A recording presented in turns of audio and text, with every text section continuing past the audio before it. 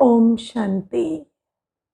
आज world environment day है, तो हम बाबा के बच्चे तो हमेशा ही प्रकृति के बारे में बाबा से शिक्षा सावधानी लेते ही रहते हैं।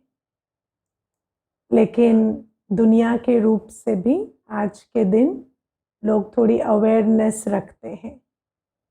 जैसे आज यूएन का जो थीम है वो है इकोसिस्टम रेस्टोरेशन। तो हर एक ये अनुभव कर रहे हैं कि प्रकृति का बैलेंस बिगड़ा है और उसके कारण जो प्रकृति ने एक इशारा भी दिया कि हार्मनी खराब हो रही है, तो उस इशारे को भी सब अभी समझ रहे हैं कि ये बैलेंस वापस आना चाहिए। ये बैलेंस इस तरह से बिगड़ कर नहीं चल सकता। और आज हम इस संदर्भ में बस एक बात समझेंगे कि हार्मनी का आधार होता है सम्मान। हम किसी भी चीज में हार्मनी चाहते हैं तो उसमें सम्मान की आवश्यकता है। सम्मान से, म्यूचुअल रिस्पेक्ट से हार्मनी आती है। और सम्मान का आधार होता है बेअभिमान से ऊपर उठना। जब तक हम अपने इन्फीरियोरिटी सुपीरियोरिटी कॉम्प्लेक्सेस से ऊपर नहीं उठेंगे, जब तक हम हर चीज को, हर एक को उनके असली स्वरूप में देखेंगे नहीं, उनका उस प्रकार से रिगार्ड नहीं रखेंगे, महत्व नहीं समझेंगे, हम अपने ही भ्रम में जीते रहेंगे कि हम सुपीरियर हैं, तो वो सम्मान नहीं हो सकेगा और उस प्रकार से हार्मनी का रेस्टोरेशन भी नहीं हो सकता। इसलिए बाबा हमें स्वमान याद दिलाते हैं। जो बेअभिमान का ऑपोजिट है स्वमान, तो बाबा हमें कहते हैं स्वमान को याद रखो, तुम कौन हो। और फिर तुम जब अपने असली स्वरूप को याद रखते हो तो तुम हर आत्मा, प्रकृति के हर तत्व के असली स्वरूप और उसके महत्व को भी याद रख पाते हो। अपने महत्व को जानने से सबके महत्व को जान जाते हो। स्वयं को रिगार्ड देने से हर एक को रिगार्ड देना सीखते हो। और धीरे धीरे अपने कर्मों से फिर दुख देने का जो सिलसिला है उसको बंद कर सुख देना शुरू करते हो। आप देखो, मनुष्य ने, चाहे अन्य आत्माएं हैं, चाहे प्रकृति के तत्व हैं, हमने अब्यूज किया ना रिलेशनशिप्स, चाहे वो प्रकृति के तत्वों के साथ है चाहे आत्माओं के साथ है, उस संबंध में हमने अब्यूज किया। बाबा हमेशा कहते हैं कि सहयोग लेने में कोई बुराई नहीं है। सहयोग लेना, सहयोग देना, इसमें कोई बुरी बात नहीं है।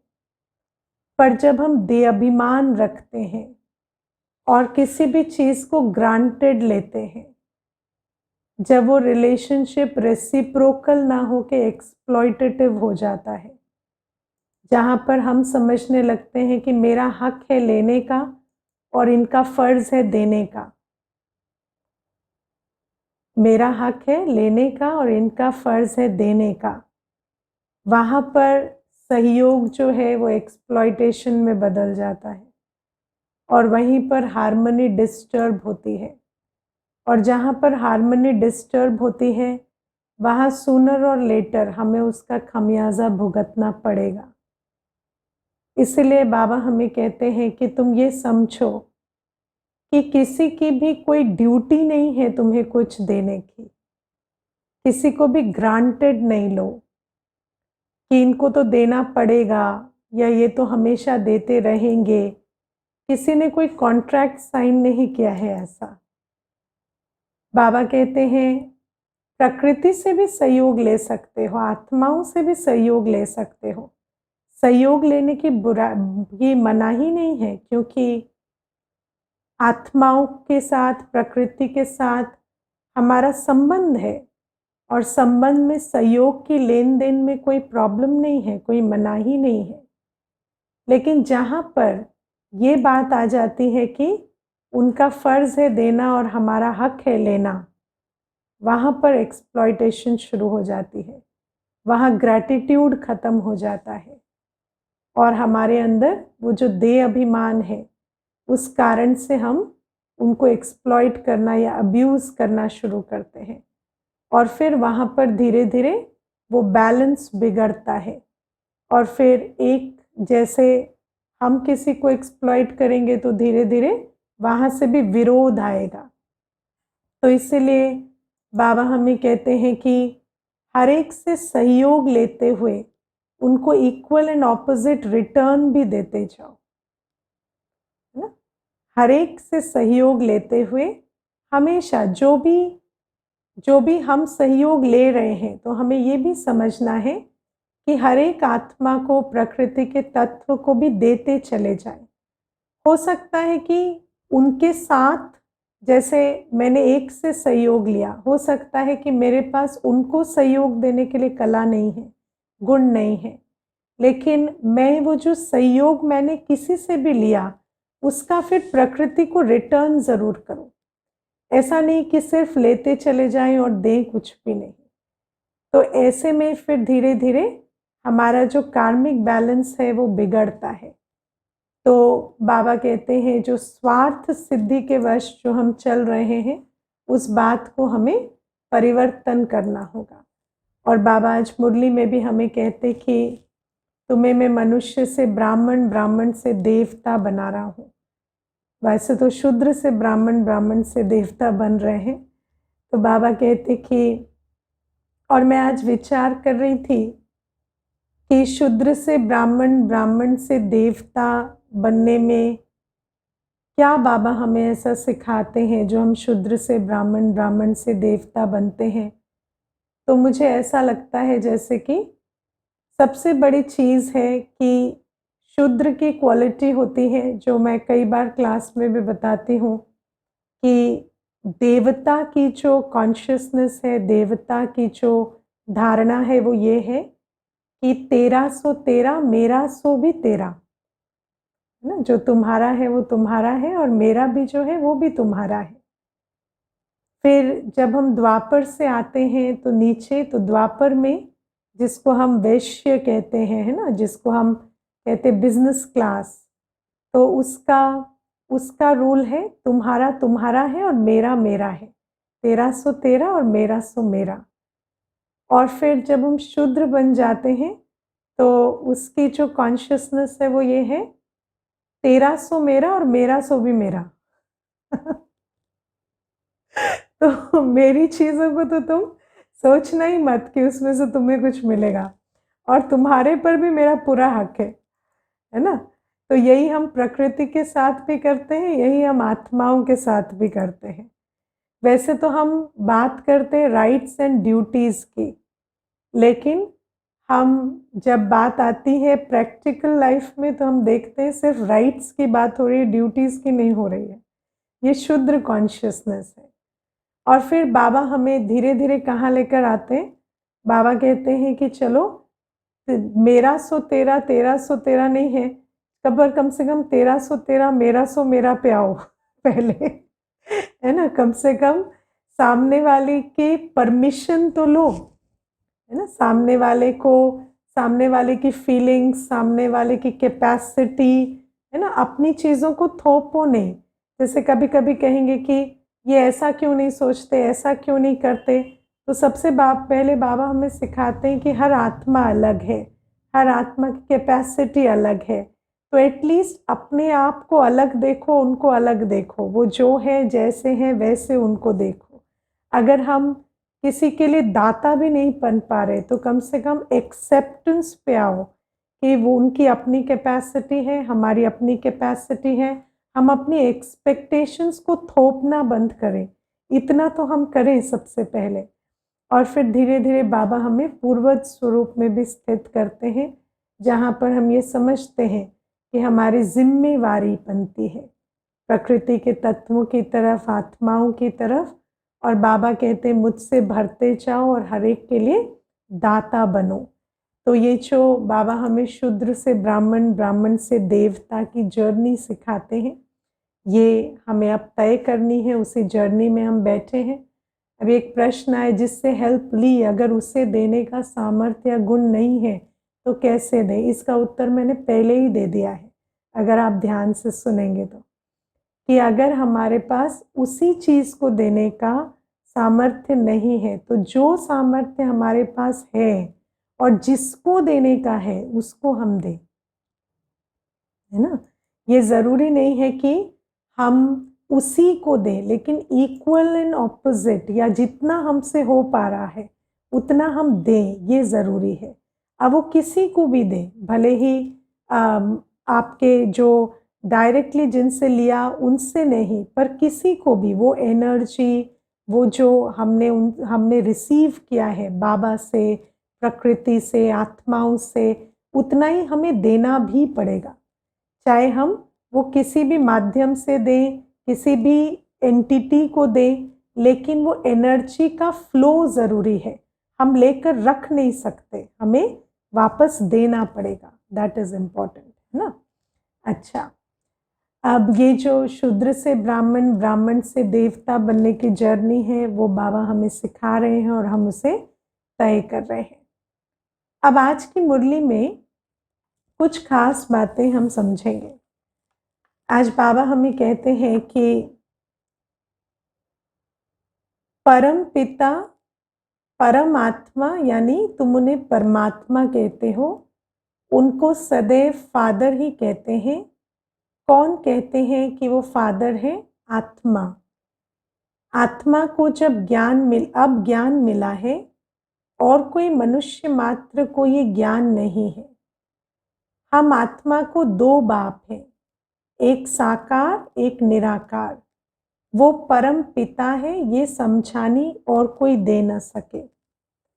तो आप देखो कि बाबा हमें कहते हैं कि हम आत्माओं को अपने पिता का पता नहीं था, है ना। शरीर के पिता का तो मालूम था, पर आत्मा के पिता का हमें पता नहीं था। अब मैं आज इस बात पर विचार कर रही थी कि जब किसी बच्चे को शरीर के पिता का नहीं मालूम होता, तो फिर उसके जीवन में क्या कमी होती है। तो सबसे पहली बात है, जिसके शरीर के पिता का मालूम नहीं है, उसको अपनी पहचान नहीं मालूम होती। शरीर के रूप से भी अपना जाति, अपना गोत्र, अपना धर्म, कुछ भी मालूम नहीं होता उसको। और दूसरी बात है कि पिता की जो पालना मिलनी चाहिए वो नहीं मिलती। ऐसे ही आप देखो कि हम आत्मा को जब हमारा पिता नहीं मिला था, तो हमें अपनी पहचान नहीं थी, और हम आत्मा को पालना भी नहीं मिली थी। हमें अपने गुणों का नहीं पता था, शक्तियों का नहीं पता था, हमें अपनी आइडेंटिटी ही नहीं मालूम थी।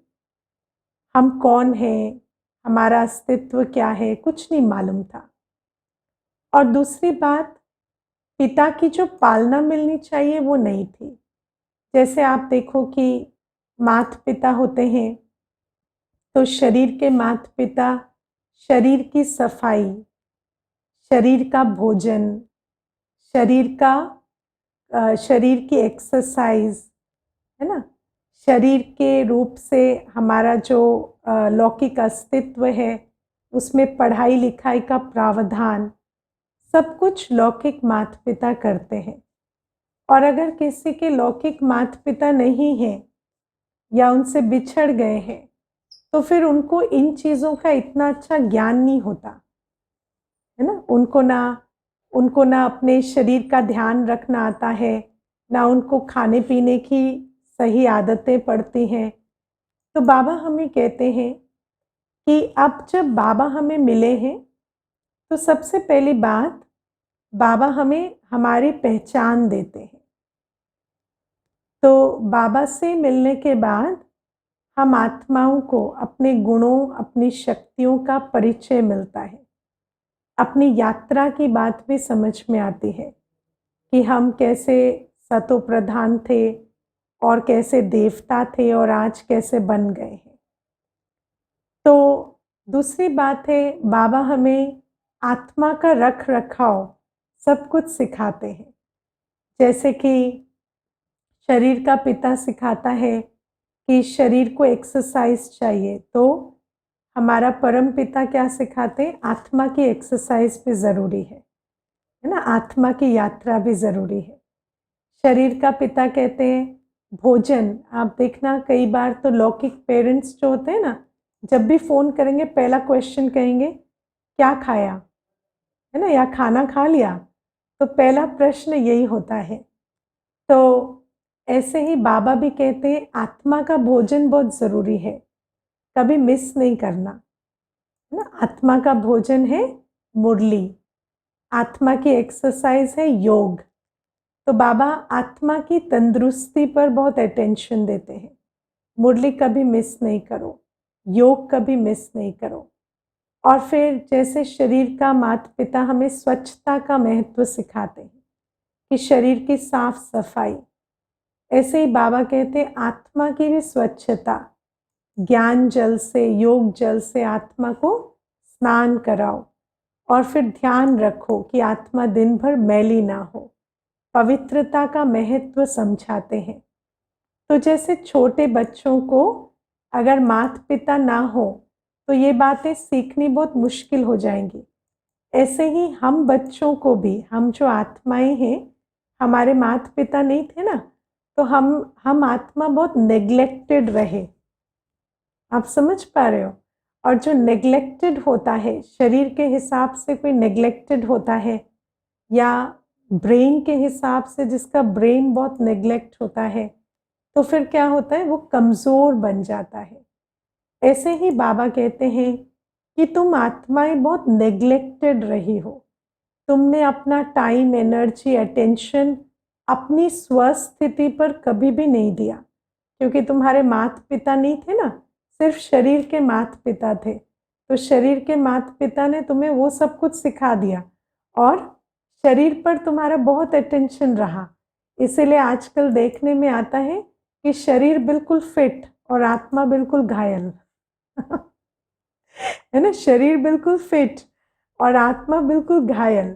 मैं एक बार एक बहन से मिली, वो ना ऐसे जैसे बाबा के कमरे में अगर बैठी होगी और अचानक से कोई वहाँ चला जाए तो बिल्कुल चौंक जाती थी, बहुत तेज़, और ऐसा लगता था जैसे बहुत घबरा गई हो। और शरीर के रूप से बहुत अच्छी फिट है ना। तो क्या है, आत्मा इतनी नेग्लेक्टेड रही है क्योंकि आत्मा के माता पिता थे नहीं, तो ध्यान कौन रखेगा। तो इसीलिए आत्मा इतनी नेग्लेक्टेड हुई है कि बहुत कमज़ोर हो गई है। और शरीर के माता पिता थे तो शरीर ठीक है, तंदुरुस्त है, शरीर का ज्ञान भी हमें मिला। देखो अब शरीर के टीचर भी हमें मिले, शरीर के तो गुरु भी मिले, लेकिन आत्मा को तो कुछ भी नहीं मिला। आत्मा का न टीचर था, न बाप था, न सतगुरु था। तो बाबा कहते अब मैं तुम्हें मिला हूँ और तुम समझो कि तुम दो हो, शरीर प्लस आत्मा। और जैसे शरीर एक डिपार्टमेंट है पूरी, है ना, उसका ध्यान रखना पड़ता है, ऐसे ही तुम आत्मा भी अपना टाइम, एनर्जी, अटेंशन, और आत्मा का भी तुम्हें पूरा ज्ञान चाहिए। आत्मा पर किन किन चीज़ों का प्रभाव पड़ता है, कौन से कर्मों का क्या प्रभाव पड़ता है, ये सारी चीज़ों का तुम्हें ज्ञान चाहिए, तब जाकर तुम आत्मा को तंदुरुस्त बना सकेंगे, है ना। तो बाबा हमें ये बातें सिखाते हैं। और फिर बाबा हमें कहते हैं कि अब मैं तुम्हें मनुष्य, ब्राह्मण से देवता बनना सिखा रहा हूँ, है ना, मनुष्य से देवता बनना सिखा रहा हूँ।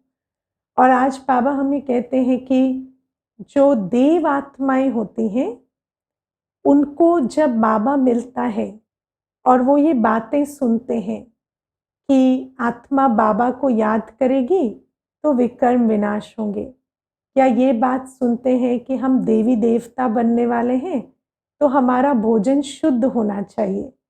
तो ये बातें जैसे उनकी बुद्धि में घूमने लगती हैं, है ना? उनकी बुद्धि में ये बात पकड़ती है, ये बात ठहरती है।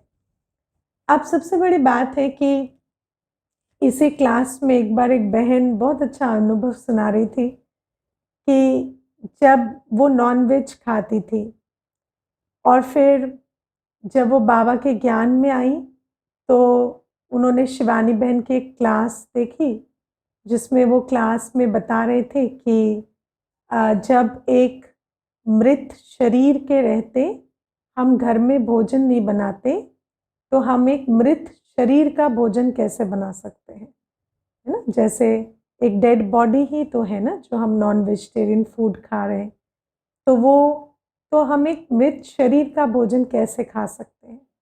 तो मुझे कहती कि दीदी, मैंने जैसे ही वो बात सुनी, मेरे दिल में ऐसा हुआ कि ये बात तो बिल्कुल ठीक है, और वो तीर ऐसा लगा कि मेरा नॉन वेजिटेरियन उसी दिन से छूट गया।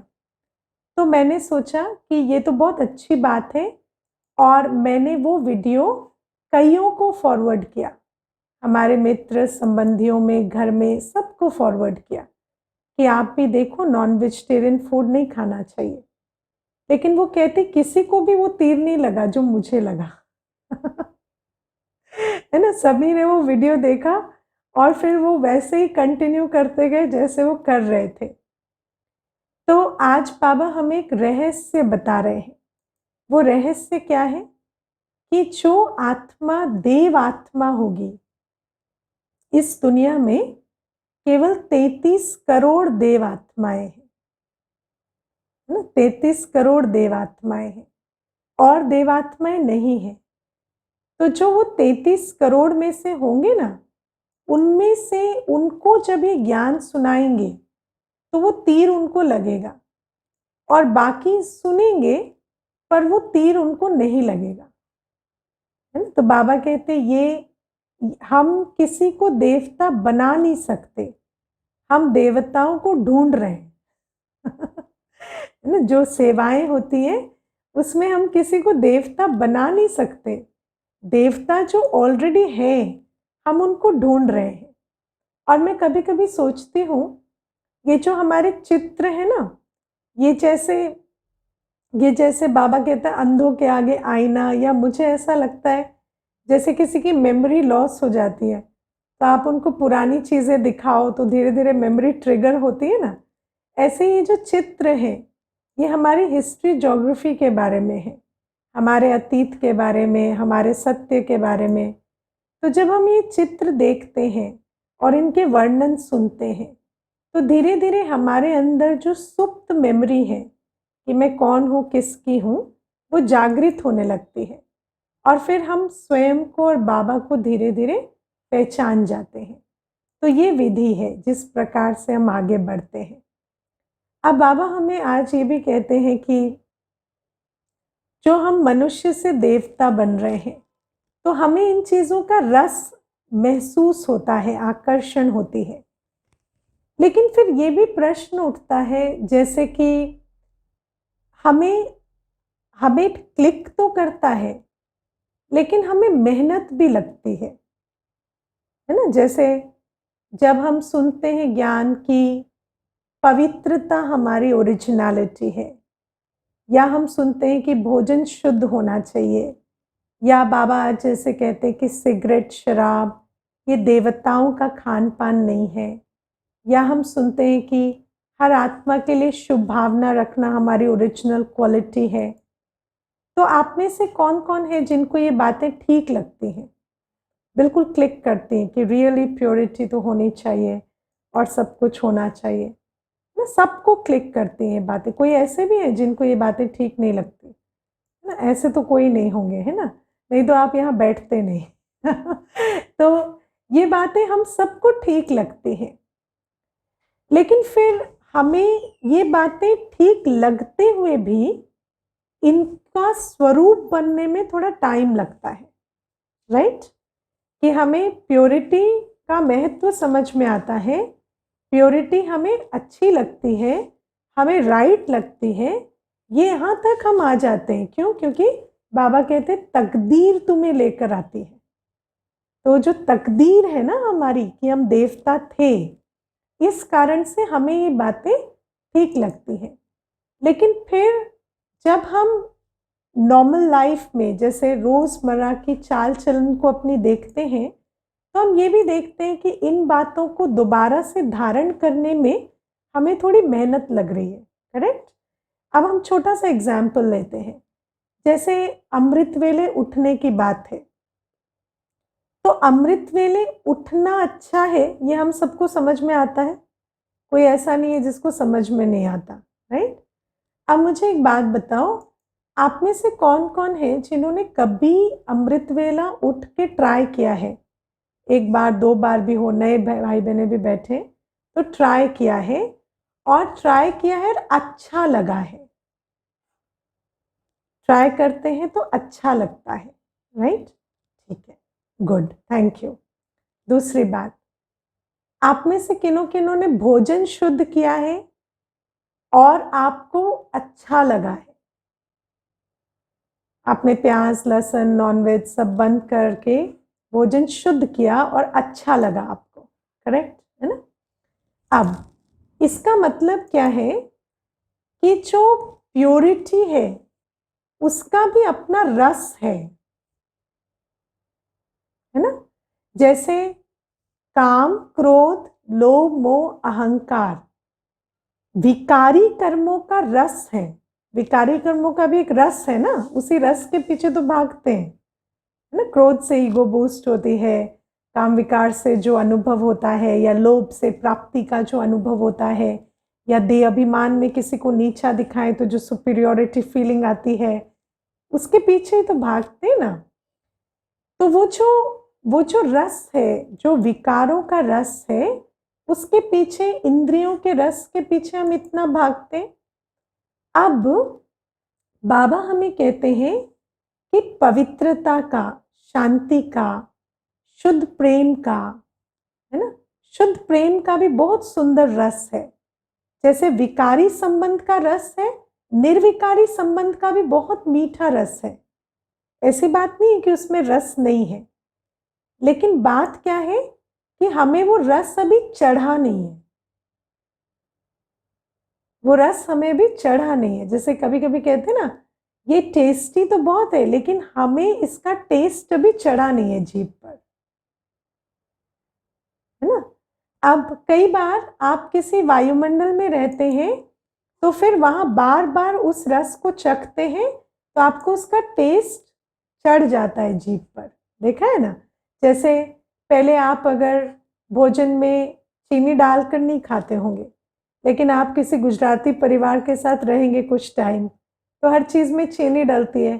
फिर आप देखेंगे 1 साल के बाद ना आपको भी वही आदत हो जाएगी क्योंकि वो रस चढ़ जाता है। इसको हम कहते हैं टेस्ट डेवलप होना, और हर टेस्ट डेवलप होता है, हर टेस्ट डेवलप होता है। आप देखो, पैसा जब तक कमाते नहीं है या पैसा हाथ में नहीं होता तो पैसे का टेस्ट डेवलप नहीं हुआ होता है, लेकिन जब पैसा आने लगता है तो लोभ डेवलप होता है। हर चीज, इवन विकार भी, विकारों का रस भी डेवलप होता है। और रस की एक बहुत इंटरेस्टिंग चीज है, रस खींचता है अपनी तरफ। जिस चीज का आपको स्वाद आ गया है ना, वो आपको उस तरफ खींचता है।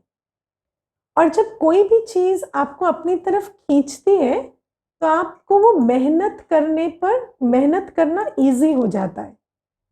जैसे एक छोटी सी बात आप सोचो कि जब लॉकडाउन हुआ और बाहर का भोजन बंद हो गया, तो जिन लोगों को बाहर का खाने की बहुत आदत थी और कभी बनाने की आदत नहीं थी, उन्होंने भी पानी पूरियां बना बना के खाई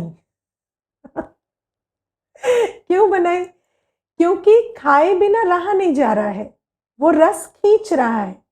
तो जब रस खींचता है तो मेहनत पहुंचती है। बहुत अच्छा नियम है ये। जब आपको कोई रस खींचता है तो आप उसमें मेहनत करने को तैयार हो जाते हैं, है ना? और फिर आप कहेंगे भले ही थोड़ा आज मेहनत करेंगे लेकिन खा के ही छोड़ेंगे तो ऐसे ही बाबा हमें कहते हैं, अभी तुम्हें जो मैं सिखा रहा हूँ, पहले तो तुम अपने को नहीं जानते थे, तुम अपने गुणों को नहीं जानते थे, तुम्हें इन सात्विक रसों का भी नहीं पता था, तुम्हें पवित्रता कैसी लगती है, प्रभु मिलन का अनुभव कैसा होता है, शुद्ध भोजन, बाबा की याद में जो भोजन बनाया जाता है उसकी ताकत कैसी होती है, ये बातें तुम्हें मालूम नहीं थी। अब धीरे धीरे तुम इसको एक्सपेरिमेंट करो, बाबा कहते हैं, है ना, थोड़ा थोड़ा कोशिश करो। जब हम बाबा के पास आते हैं तो हम समर्पित बुद्धि होकर जब बैठते हैं ना, तो हम पहले पहले कोशिश करते हैं, और वैसे भी कहते हैं ना बिगनर्स लक, तो शुरू शुरू में तो बाबा हमें बहुत मदद भी करते हैं, और फिर जब हमें बाबा मदद करते हैं और हम थोड़ी सी हिम्मत दिखाते हैं तो हमें धीरे धीरे उसका रस अनुभव होने लगता है। अमृत वेले 1 हफ्ते उठेंगे तो हमें पता चलेगा कि अच्छा लगता है, और अच्छा लगेगा तो फिर वो बात खींचेगी, फिर फर्क महसूस होगा। जिस दिन अमृत वेला उठते हैं और नहीं उठते हैं उसमें फर्क महसूस होगा, और फिर उस अनुभव के पीछे भी हम उठेंगे, वो मेहनत पहुंचेगी। समझ रहे हो? तो बाबा हमें कहते हैं कि पहले तो ये जो पूरा टेबल टर्न करना है ना, अभी निर्विकारी विकारी रस से निर्विकारी रस, आज बाबा ने बहुत अच्छी इसको एक लाइन में कहा है कि ये विकारी संबंध, ये विकारी संबंध और इसको बंधन कहा जाता है। तुम विकारी बंधन से निकल निर्विकारी संबंध में जाते हो, फिर दूसरे जन्म में तुम विकारी बंधन में नहीं आएंगे।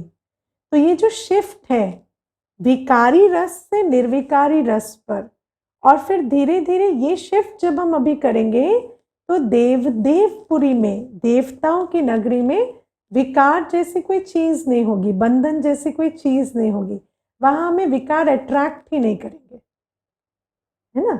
लेकिन इसके लिए थोड़ी मेहनत करनी होती है, और जैसे कभी कभी किसी को कोई नई चीज टेस्ट करानी होती है तो क्या करते हैं, उसके लिए समा बांधते हैं ना, थोड़ा सा भूमिका बांधते हैं, अरे आपको पता नहीं, वो इतनी टेस्टी है, हम तो वहाँ खाई ना तो एक ही बार में इतना मन किया, अगली बार जैसे लगा वहीं जाकर खाएं। तो ऐसे ही बाबा हमें बार बार याद दिलाते हैं देवताओं का अनुभव कैसा होता है, कितनी सुंदरता, दिव्यता, पवित्रता का जो अनुभव है वो कैसा होता है। बार बार बाबा हमें उसकी छवि देते हैं ताकि हम उस आकर्षण में टेम्प्ट करके, बाबा हमें कहते हैं तुम मेहनत तो करो, मेहनत तो करो सुबह उठने की, मेहनत तो करो इंद्रियों के रस से ऊपर जाने की और अनुभव करने की, उस पवित्रता को, उस शांति को, उस सुख को जो तुम्हें याद की यात्रा से मिलता है।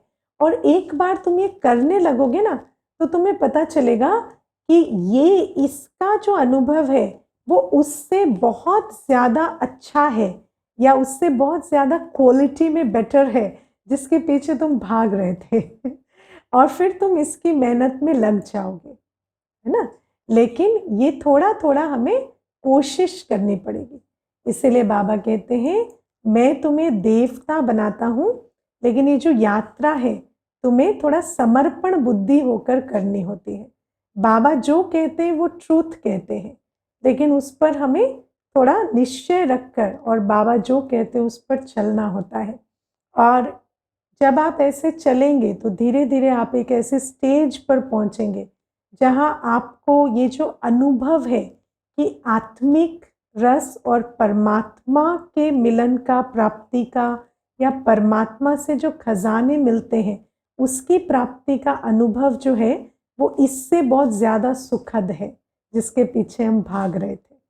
तो वहाँ तक पहुँचने के लिए थोड़ा सा धीरज, संयम और बाबा की श्रीमत पर चलने का जो प्रतिज्ञा है वो रखनी पड़ती है। ठीक है। अच्छा दीदी, जब कोई आत्मा बाबा से प्राप्त रस का एक बार आनंद प्राप्त कर लेती है लेकिन फिर भी मेहनत नहीं कर पाती, उसको क्या कहेंगे?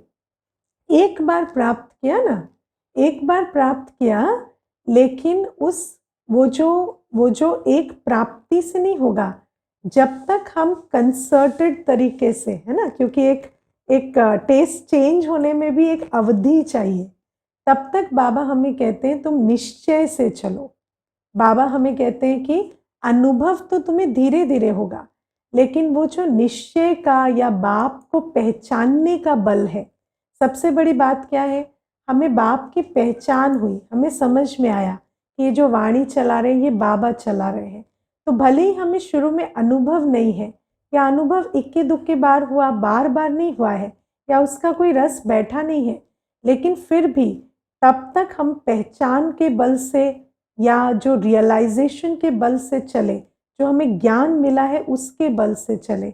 ज्ञान का बल जो है वो रियलाइजेशन कराता है, और उस रियलाइजेशन के बल से हमें चलना होता है।